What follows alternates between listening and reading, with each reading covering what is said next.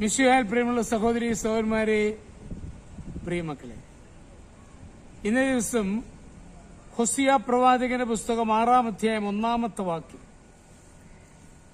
അവർ പറയും, വരുവിൻ, നമുക്ക് കർത്താവിങ്കിലേക്ക് മടങ്ങിപ്പോകാം.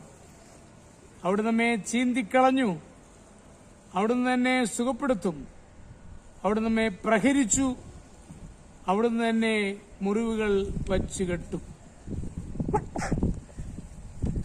നമ്മെ അടിക്കുകയും കടിച്ചു കീറുകയും ചെയ്ത ദൈവത്തെ ആശ്രയിച്ച് മടങ്ങിച്ചെന്നാൽ ദൈവം നമ്മുടെ മുറിവ് കെട്ടുകയും സൗഖ്യമാക്കുകയും ചെയ്യുമെന്ന് പ്രവാചകൻ പറയുന്നു. തന്റെ ഭക്തന്മാർ വഴി വിളിക്കുമ്പോൾ ദൈവം അവരെ ശിക്ഷിക്കുമെന്നും ശിക്ഷകൾ ദൈവമാണ് തരുന്നത് എന്ന് മനസ്സിലാക്കുന്നവരെ വീണ്ടും അനുഗ്രഹിക്കുമെന്നും പ്രവാചകൻ വിശ്വസിക്കുന്നു.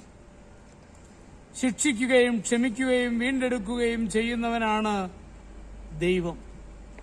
നാം അബദ്ധസഞ്ചാരം ചെയ്തതിന്റെ ഫലമായി നമുക്ക് ജീവിത തകർച്ച സംഭവിച്ചു എന്ന ബോധ്യമുണ്ടെങ്കിൽ ദൈവം നമ്മെ കൈവിടുകയില്ല. നമ്മുടെ ജീവിതത്തിൽ കീറലും പോറലുമുണ്ടായതും അടികൾ ലഭിച്ചതും ദൈവനീതിക്ക് വിപരീതമായി ജീവിച്ചതിന്റെ ന്യായമായ അനന്തരഫലം മാത്രമാണ് എന്ന് സമ്മതിക്കുവാൻ സാധിക്കുമെങ്കിൽ ദൈവം നമ്മെ പൂർവ്വസ്ഥിതിയിലാക്കും.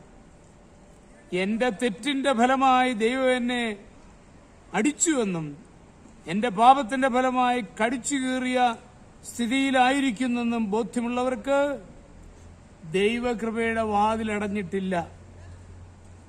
നാം ചെയ്ത തെറ്റിന്റെ ഫലമായി പ്രശസ്തിക്കും സ്ഥാനത്തിനും ഉടവ് തട്ടിയിട്ടുണ്ടെങ്കിൽ നാം നിരാശപ്പെടരുത്. ഞാൻ അർഹിക്കുന്ന ശിക്ഷ എനിക്ക് കിട്ടി എന്ന് സമ്മതിക്കുമെങ്കിൽ ദൈവം നമ്മെ ഉയർത്തും. ദൈവം എന്നെ സ്നേഹിക്കുന്നതിനാൽ ശിക്ഷിച്ചു എന്ന ബോധ്യമുള്ളവരെ വീണ്ടും ദൈവം സ്വീകരിക്കും. ഞാൻ ദൈവത്തിന് വിപരീതമായി പ്രവർത്തിച്ചതിനാൽ ന്യായമായ ശിക്ഷ കിട്ടി എന്ന് പറയുവാൻ ഒരു ഭക്തന് മാത്രമേ സാധിക്കുകയുള്ളൂ.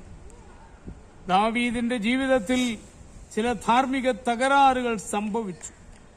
അതിനുശേഷം 3 ദിവസം നീണ്ടുനിന്ന പകർച്ചവ്യാധി പടർന്നു പിടിച്ചതും ആദ്യജാതനായ ഓമനപുത്രൻ മരിച്ചതും ദൈവം ന്യായമായി തന്ന ശിക്ഷയാണെന്ന് മനസ്സിലാക്കിയ ദാവീദിനെ ദൈവം വീണ്ടും അനുഗ്രഹിച്ചു. ന്യായമായ ശിക്ഷകൾ ദൈവം തന്നു എന്ന് വിശ്വസിക്കുന്നവരെ ദൈവം ഒരിക്കലും തള്ളിക്കളയുകയില്ല. നമ്മുടെ കർത്താവ് മിശിഹായുടെ കൃപയും പിതാവായ ദൈവത്തിന്റെ സ്നേഹവും പരിശുദ്ധാത്മാവിന്റെ സഹവാസവും നിങ്ങളോടുകൂടി ധാരാളമായിട്ടുണ്ടായിരിക്കട്ടെ, എപ്പോഴും എപ്പോഴും എന്നേക്കും. ആമേൻ.